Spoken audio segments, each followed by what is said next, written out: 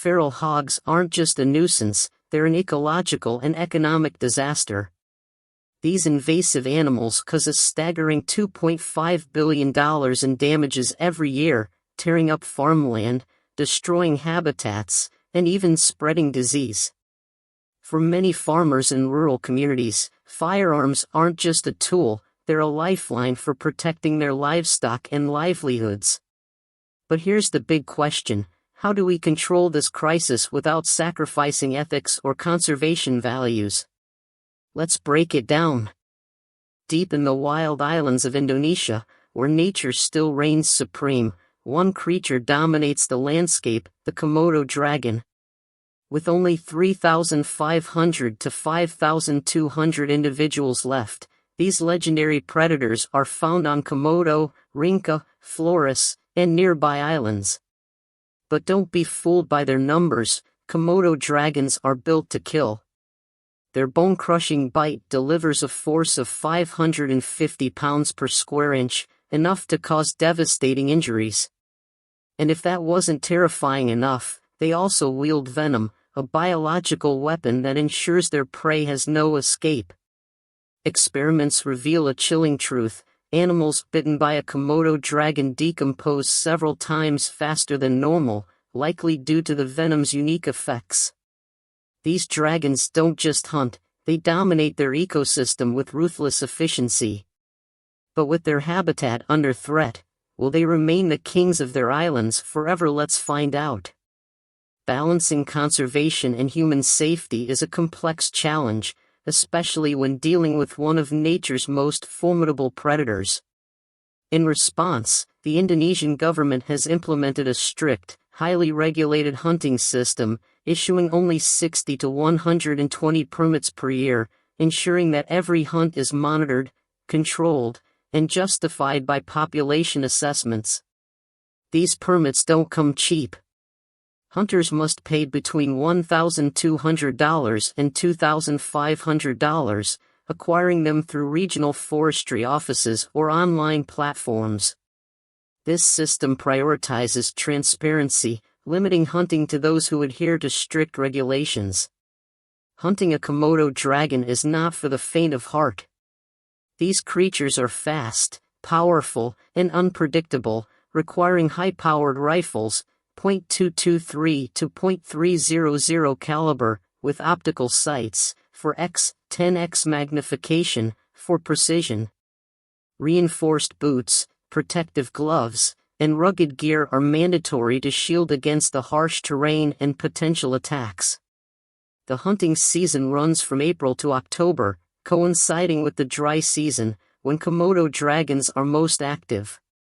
Maintaining a safe distance of 100 to 150 feet is crucial. One wrong move, and the hunter could become the hunted.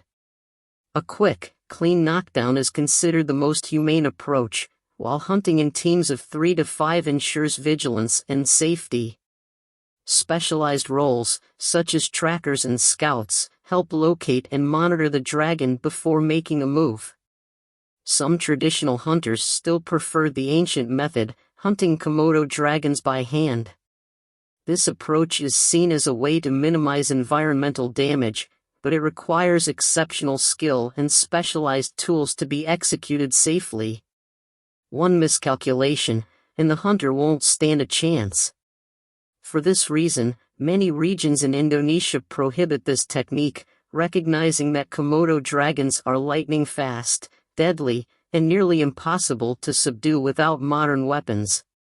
Once a hunt is completed, hunters must submit a detailed report to the Indonesian Ministry of Environment and Forestry within 48 hours. This ensures that every hunt is legal, ethical, and within designated areas, reinforcing the delicate balance between human safety and species management.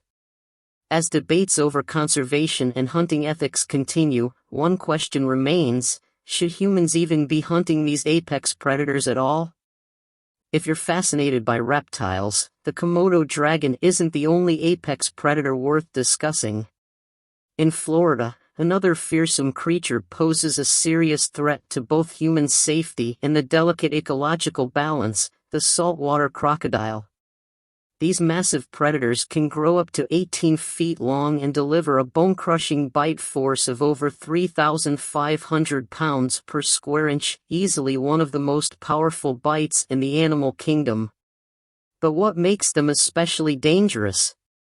Heavy rains and flooding push these crocodiles into residential areas, parks, and waterways, dramatically increasing the likelihood of deadly human encounters. Statistics reveal a concerning trend. Over 100 crocodile-related incidents have been reported in Florida, with 20 to 25 resulting in severe attacks. Fortunately, all victims received emergency treatment and were rushed to hospitals in time, but these encounters serve as a stark reminder of the risks. As human expansion continues to encroach on their habitats, one question remains: can we coexist with these deadly predators, or are we pushing our luck? To manage the growing threat of crocodile encounters, Florida authorities have implemented targeted hunting and relocation programs under the strict oversight of the Florida Fish and Wildlife Conservation Commission, FWC. These measures are not taken lightly. Only trained hunters, equipped with state-approved methods, are allowed to participate in population control efforts, ensuring each operation is swift, humane, and legally compliant. Before any crocodile hunt, carefully reviewing permit requirements is crucial. A single mistake can result in legal consequences or, worse, a dangerous encounter with one of nature's most lethal predators. By enforcing these regulations, Florida aims to protect both human lives and the delicate balance of its ecosystems. But as crocodile populations grow and urban expansion continues, is this approach enough to keep people safe? After facing the dangers of hunting Komodo dragons and crocodiles, attention has now shifted to a growing crisis in Texas: wild boars. With an estimated 2 million feral hogs roaming the state, these highly destructive animals devastate farmlands, erode natural habitats, and disrupt ecosystems at an alarming rate. The numbers are staggering. Wild boars cause up to $1.2 billion in crop damage every year, leaving farmers struggling to protect their livelihoods. But the destruction doesn't stop there. Their nighttime raids on fields and farms not only trigger massive economic losses but also pose serious ecological risks, outcompeting native species and altering landscapes. As the problem escalates, one question remains: can these relentless invaders be controlled, or is Texas losing the war against wild boars? Nighttime wild boar hunting: Texas fight against an unstoppable invasion. With 250,000 wild boars taken down annually in Texas, and 100,000 of them hunted at night, nocturnal hunting has become the state's most effective weapon against this relentless invasive species. Professional hunting teams, armed with thermal scopes and high-intensity lights, work tirelessly through the darkness to control the exploding feral hog population. The echo of gunfire fills the night, a stark reminder of the ongoing battle between humans and one of the most destructive animals in the U.S. But this isn't a free-for-all. According to Texas law, nighttime wild boar hunts are limited to just 90 to 120 days a year, depending on location and hunting season regulations. The results speak for themselves. Coordinated efforts in wildlife management are crucial. Increased public awareness and improved hunting strategies have made a significant impact, helping to restore balance to Texas farmlands and ecosystems. What do you think? Is Texas doing enough, or is the wild boar crisis spiraling out of control? Share your thoughts below, and stay tuned as we uncover the next invasive species threatening our environment. See you in the next video. In South Africa, a growing predator crisis is unfolding. Mountain lions are increasingly venturing into residential areas, sparking fear among local communities. For farmers, the stakes are even higher. These powerful predators have been preying on livestock, leading to devastating financial losses. According to the South African Wildlife Conservation Service, 2023 alone saw over 40 livestock attacks, costing farmers an estimated $40,000 in damages. While no serious human injuries have been reported yet, the threat is real. Experts warn that climate change and shrinking natural habitats are forcing these big cats out of the mountains and into lower altitudes in search of food. As encounters become more frequent, one question looms large: how can humans and mountain lions coexist before tragedy strikes? In response to the growing threat posed by mountain lions, the South African government has implemented protective measures such as high fences, motion sensor lights, and vigilant night patrols to safeguard both people and livestock. But when these predators continue to threaten communities, controlled hunting is permitted in designated areas where mountain lions pose a direct danger to humans.